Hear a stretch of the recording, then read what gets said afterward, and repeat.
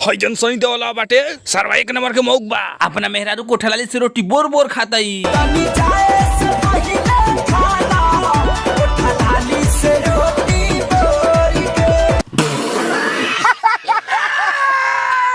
यही नहीं, अभी और सुनिए। ते मादाना के लड़की के उठलाली से रोटी बोर बोर खाता रे।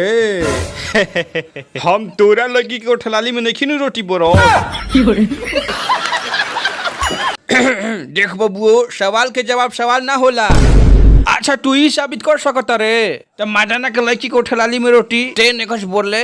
हाँ हम ही साबित कर सकते तोरा लड़की को उठलाली में रोटी हम नहीं बोले। ला जलेबी खा। अपना उठलाली से जिलेबी बोर के खेबू तब खाई। अच्छा काहे हम ताहर मेहरारू हैं का? जौने बुझल करे जाए।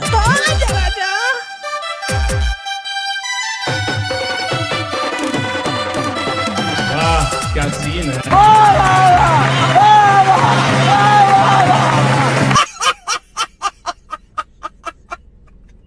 नमस्कार दोस्तों, हमारे चैनल को सब्सक्राइब करिए आप।